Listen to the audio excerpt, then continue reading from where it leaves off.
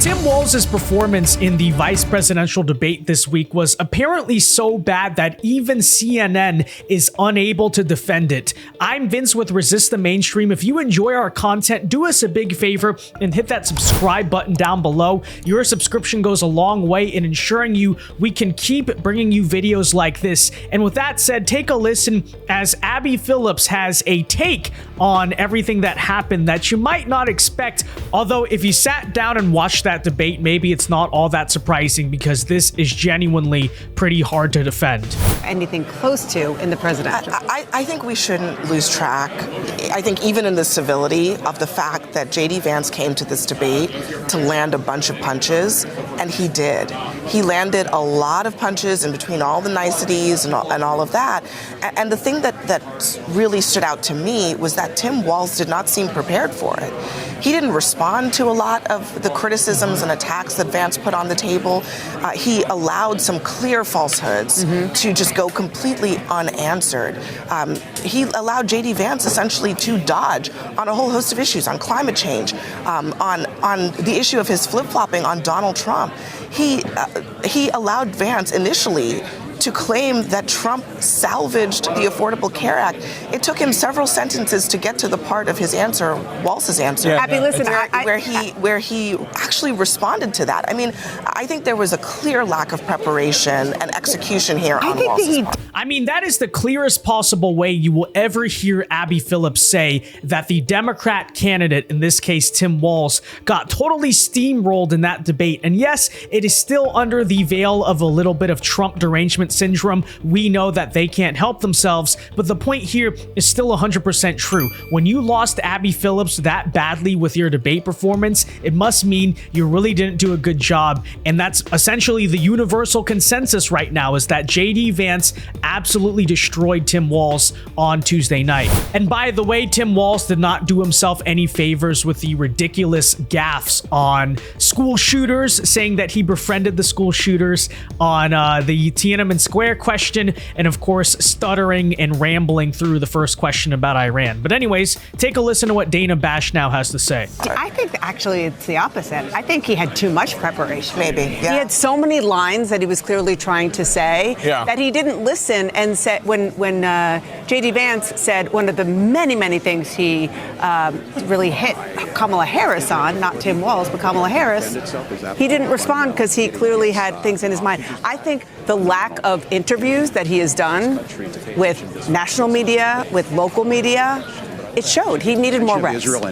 So look, two things to say about that. First of all, Dana Bash is absolutely right that Tim Walz was woefully underprepared and just flat out didn't do that good a job. That part is true. However, I'd like to really push back on this idea, this excuse, frankly, that the reason that all happened is because, oh, well, Walz doesn't have as much experience doing this as JD Vance. The sheer fact of the matter is this: compare the lifespan of their political careers. JD Vance only entered politics in 2021, and he has only been a sitting U.S. Senator since the start of 2023. Tim Walz, on the other hand, was already governor of Minnesota by the time Vance announced he was running for Senate for some time, and before that, he was a congressman for several years as well. So the point here is this: if you want to talk about experience, it is an objective fact that Tim Walz has been in politics for way longer than JD Vance. So have you maybe possibly considered it's not just about rehearsing the lines or getting media training?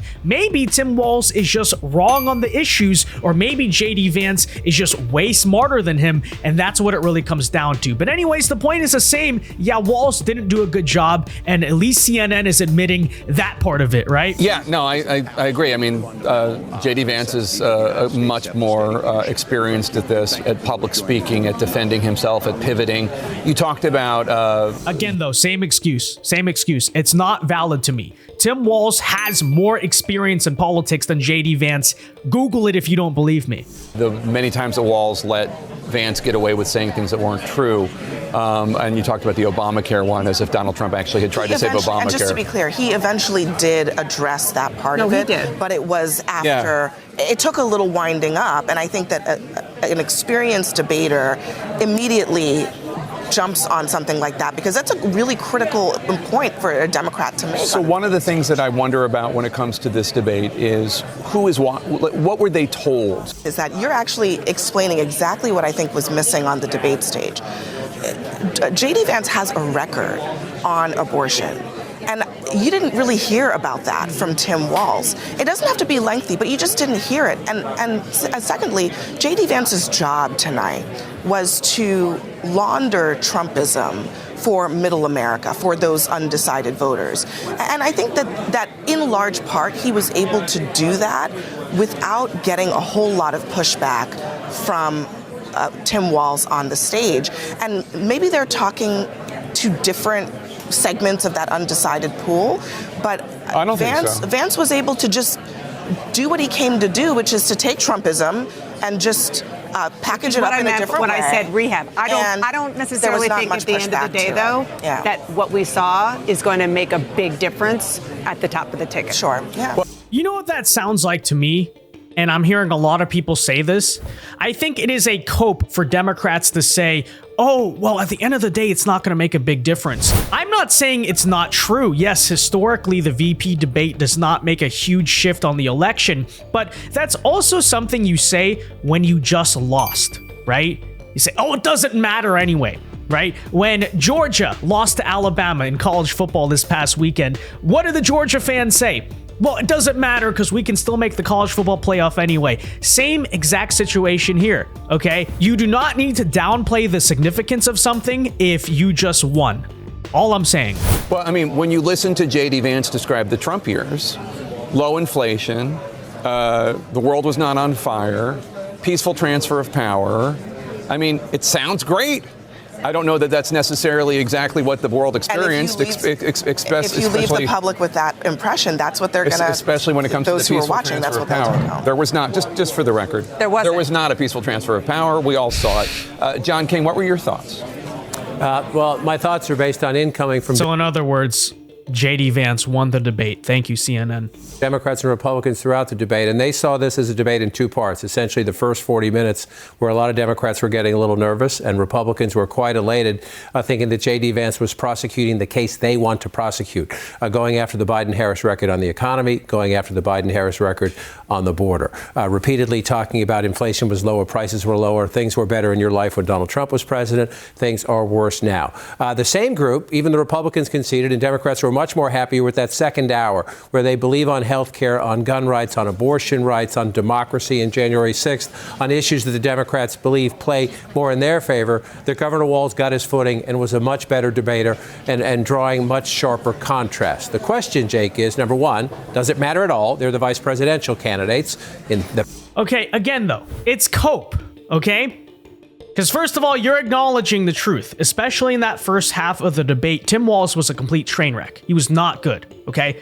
So, but then you say, oh, in the second half, he was better. It's like, okay, he became functional. Sure, fair enough. But on top of that, the only thing that Democrats are running away and they're able to celebrate from that VP debate is, oh, you have the part about January 6th. Yeah, Tim Walz really got him there. So here's my question.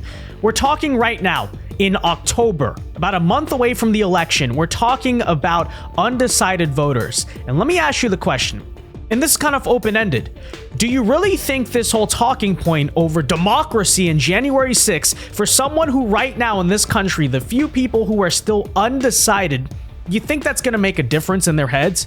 Because in my opinion, the reason someone would be undecided right now is because they're looking at the actual issues of policy, whether it's economy, immigration, crime, or in the Democrats' favor, maybe an issue like abortion, fair enough. But that is what people, I think, that are undecided actually vote on. This whole narrative about January 6th may fire up the Democrat base, but I still think in some ways it is cope to stand there and say, oh, but Walz did kind of score a victory on there. But still, the overall point holds true. CNN in this segment essentially acknowledges, like most of the world knows, Tim Walz did not do very good in that debate, and they do a little bit of coping about it, but ultimately, you gotta give them credit. At least they kind of told the truth here for once, I guess, in their own roundabout sort of way. With that said, ladies and gentlemen, let me know your thoughts on this in the comment section down below, and until next time, I've been Vince with Resist the Mainstream. Peace.